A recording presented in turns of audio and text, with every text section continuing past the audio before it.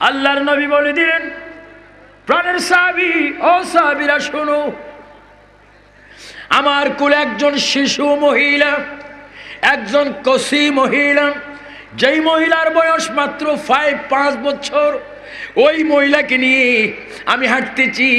এই মহিলার পরিচয় তোমাদেরকে দিলাম। এই মহিলাটা হচ্ছে আমার মেয়ে, আর আমার মেয়ের পরিচয় দিচ্ছি, এই মেয়ে হচ্ছে একজন শহীদের স্ত্রী, 2 জন শহীদের আম্মা। সাহাবায়ে কেরাম চোখের পানি ছেড়ে দিলেন।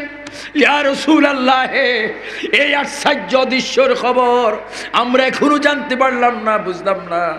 মাত্র কসি এই শিশু, তিনি একজন শহীদের স্ত্রী। কারণ কি? তোমরা জানো কি? আমি দেখতে পাচ্ছি আমার এই মেয়ের স্বামীর নাম হবে হযরত আলী। সুবহানাল্লাহ বলবেন না? আরো জোরে আল্লাহর বিনয় বললেন, সাহাবায়ে কেরাম শুনো, এই ফাতেমাকে বিবাহ করবে আলী। আলী হবে আমার চাচাতো ভাই। সুবহানাল্লাহ বলেন। আলী ইসলামের এলেমের শহরের দরজা। আলী আমার এই মেয়ের স্বামী হবে, তিনি ইসলামের জন্য শহীদ হবেন। এই জন্য বললাম একজন শহীদের স্ত্রী। আলীর গড়ে ফাতেমার গর্ভে 2 জন সন্তান হবে, যাদের নাম হবে হাসান হুসাইন। তারা দুজন ইসলামের জন্য শহীদ হবে। এই জন্য আমি রাসূল বলে দিলাম, 2 জন শহীদের মা, একজন শহীদের স্ত্রী তোমরা আমার করে দেখতে পাচ্ছ।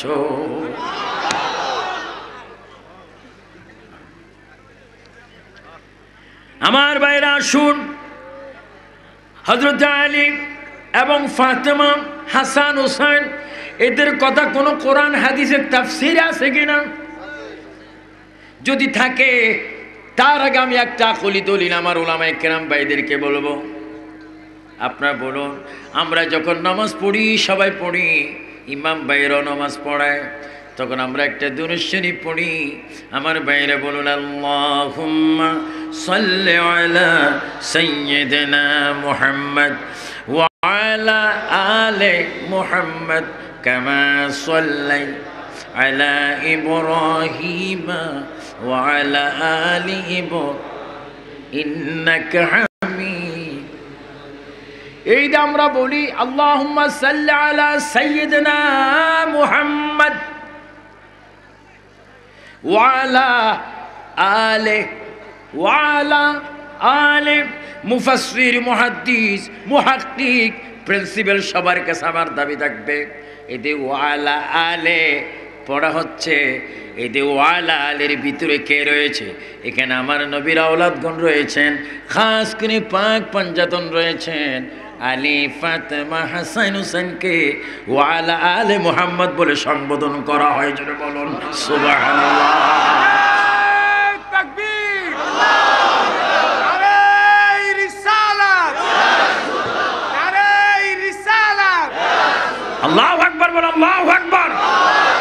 ওয়া আলা, আরো জোরে, ওয়া আলা আলি মুহাম্মদ ওয়া আলা আলি মুহাম্মদ। আলী ও ফাতেমা, হাসান হুসাইন, পাক পাঞ্জাতন, এদেরকে নামাজে স্মরণ করলে কি হয়? আসসালাতু মিফতাহুল জান্নাহ, আসসালাতু মিরাজুল মুমিনিন। যদি তুমি নামাজে রাসূলের আওলাদদেরকে যদি স্মরণ করো, ওই নামাজ গ্রান্টি দিচ্ছে তোমার জন্য মেরাজ হয়ে যাবে। জোরে বলুন সুবহানাল্লাহ। গায়ে হাত তুলে বলুন আল্লাহু আকবার, আল্লাহু আকবার। আমরা নামাজ চাই কি চাই না? আল্লাহর নবী, বিশ্ব নবী, দুজাহানের বাদশা নবী মুহাম্মদুর রাসূলুল্লাহ বলেন, উম্মত রে, আমি দুনিয়ার থেকে চলে যাচ্ছি এই ইসলামের জন্য, কোরআনের জন্য, হাদিসের জন্য, নামাজ রোজার জন্য, সততার জন্য, একতার জন্য, শান্তির জন্য, শৃঙ্খলার জন্য। আমার নাতিদেরকে আমি রেখে যাচ্ছি, তবে তাদেরকে রেখে যাচ্ছি না শুধু, তাদেরকে ইসলামের জন্য আমি আল্লাহর দরবারে কোরবানি দিয়ে যাচ্ছি।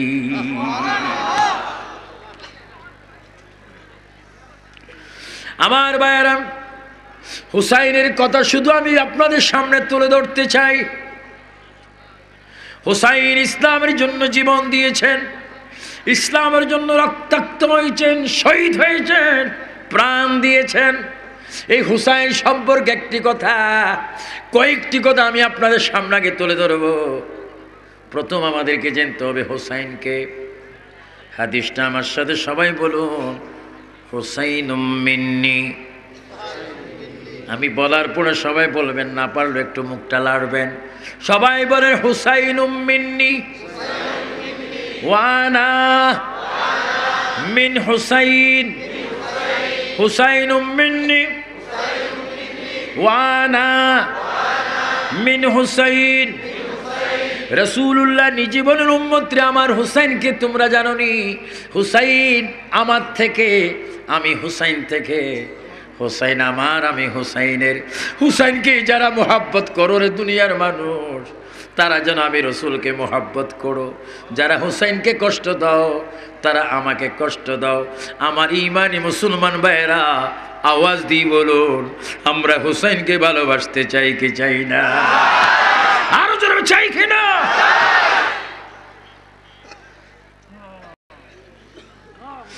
হুসাইন কেমন হুসাইন? আল্লাহর প্রিয় নবী, বিশ্ব নবী, শ্রেষ্ঠ নবী। তিনি মদিনাতুল মুনাওয়ারায় উম্মুল মুমিনিন আয়েশা সিদ্দিকা রাদিয়াল্লাহু তাআলা আনহার হুজরা শরীফ থেকে আমার রাসূল বাইর হচ্ছেন। আমার ভাইয়েরা, আপনাদের দোয়া আল্লাহ আমাকে 19 বার সোনার মক্কায় মদিনায় নিয়েছেন। গত রমজানও আমি মদিনা শরীফ ছিলাম, লন্ডন আমেরিকার থেকে গিয়েছিলাম।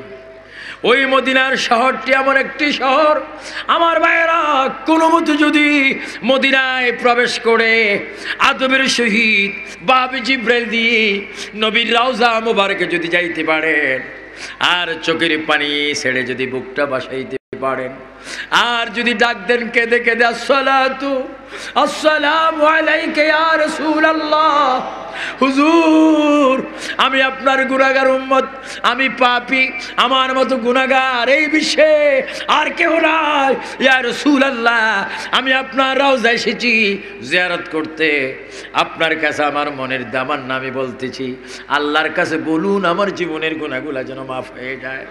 রাসূলুল্লাহ বলে, উম্মত উম্মত, আমি 14 গ্রাম বুঝি না, বাংলাদেশ বুঝি না, পৃথিবীর কোন প্রান্ত থেকে যদি আমি রাসূলুল্লাহর রওজার সামনে এসে আমাকে সালাম দিয়ে যদি দিলের তামান্না বলে, দুঃখ বলে, ওই উম্মতের চোখের পানিগুলি শুকায় যাবার পড়বে, তাকে আমি বেগুনা হিসাবে কবুল করাইনি। জোরে বলুন সুবহানাল্লাহ, আল্লাহু আকবার। আল্লাহ কি বলছেন? কোরআন শরীফের আয়াতটা পড়েন, ওয়ালাউ আন্নাহুম, বলেন ওয়ালাউ আন্নাহুম ইজ যালামু আনফুসাহুম জাউকা, যা কা আল্লাহ বলে, বান্দারে তুই আসমান পর্যন্ত গুনাহ করেছ, পাহাড় পর্যন্ত গুনাহ করেছ, সাগর পানির নিয়ে গুনাহ করেছ, বান্দা গুনার বোঝা নিয়ে ডাইরেক্ট আমার রাসূলের কাছে যা। আমার রাসূল যদি তোর জন্য নাম ধরে, আমি আল্লাহর কাছে যদি শাফাআত করে, যা আমি তোমাকে মায়ের পেট থেকে আসতে যেরকম নিষ্পাপ চিনি, ওইভাবে তোমাকে আমি মাসুম বানাই দেব। হুনাইন যাচ্ছে বাচ্চাদের কাছে, দেখেন নবী ভাষা বুঝে, ওই যে বাংলা ভাষা আমার। এইদিকে হরিণ চলে গেল, এইদিকে ইহুদি আসলো। ইহুদি শিকারী বৃক্ষের গুণে এসে তার মেজাজটা গরম হয়ে যায়। মুহাম্মদ, ও মুহাম্মদ, তোমাকে আলামিন নামে আমরা বিশ্বাস করি, এত মানি, তুমি ছাড়া এই কাজ আর কেউ করতে পারে না। তুমি বলো দেখি আমার শিকার করা এই হরিণটি কোথায় গেল? রাসূল ডাক দিয়ে বলেন, এই ইহুদি শোনো, মেজাজ ঠান্ডা করো, কথাটা ভালো মতো শোনে না। এই হরিণটাকে আমি ইচ্ছা করে ছেড়ে দিয়েছি।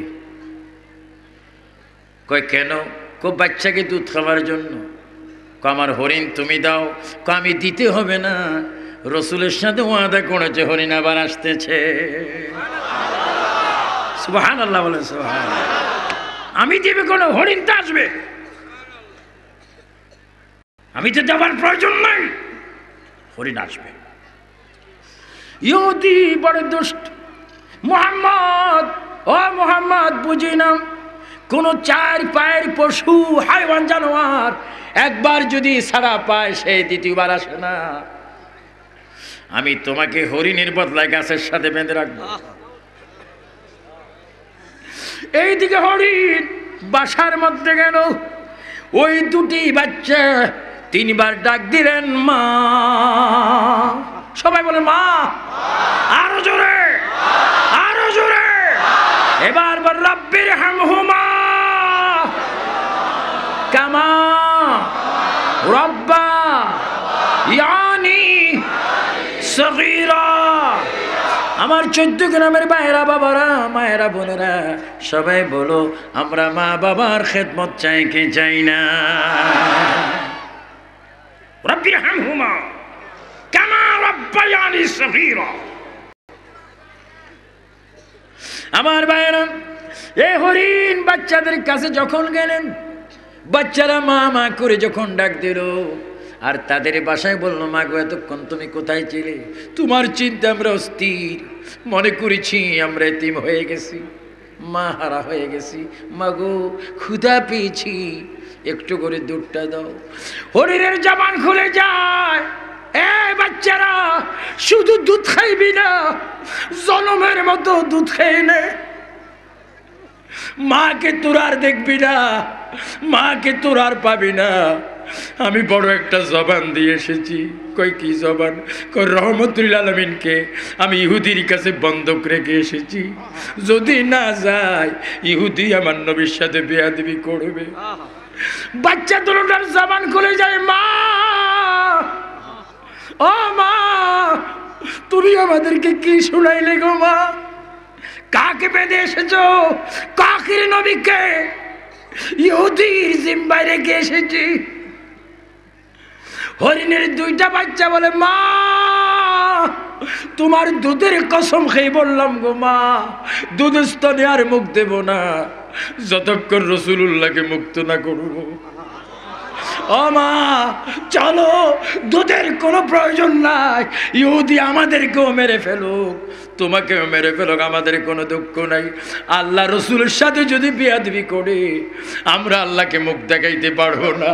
মাগো চলো, আসো, ইহুদির হাত থেকে আগে রসুলকে হেফাজত করে চলে বলুন সুবহানাল্লাহ, আল্লাহু আকবার।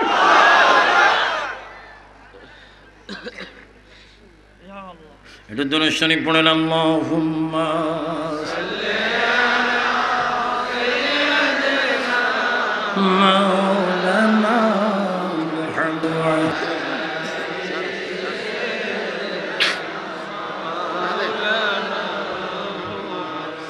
উড়ে যা রে বাংলার হাওয়া, উড়ে যা রে মদিনা। সবাই বলুন আমার যুবক বাবারা, উড়ে যা রে বাংলার হাওয়া, উড়ে যা রে মদিনা। এই আশিকদের সালাম দিও, নবীজির পাক রওয়া যায়। আল্লাহুম্মা সাল্লি আলা সাইয়্যিদিনা, তুমি খাও ওয়ালা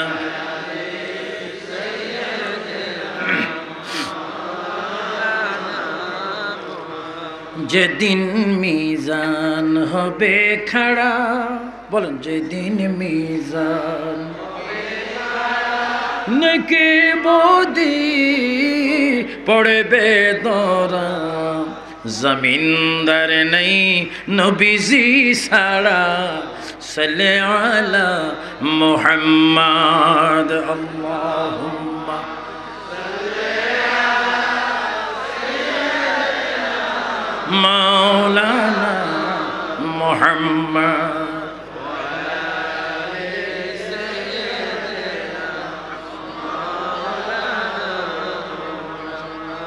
ইহুদি আমার নবীকে বলে, মুহাম্মদ দুই হাত তুমি দাও, আমি তোমাকে বানবো।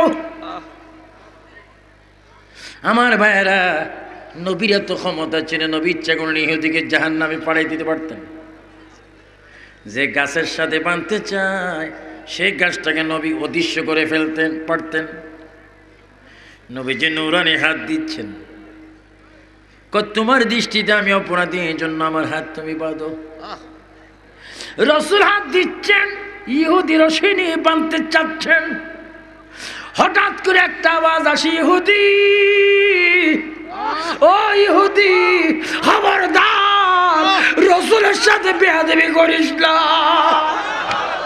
ইহুদি রে, স্বীকার করেছিলি একটা হরিণ আমার নবীর সঙ্গে ওয়াদা দেওয়ার কারণে, যেই সন্তানদেরকে দুধ খাওয়াইবার জন্য গিয়েছিলাম, আমরা ডবল ডবল তোমার কাছে আসলাম। ইহুদি, তুই পায়ে ধরি, তুই আমার নবীর হাতে রশি লাগাইস না।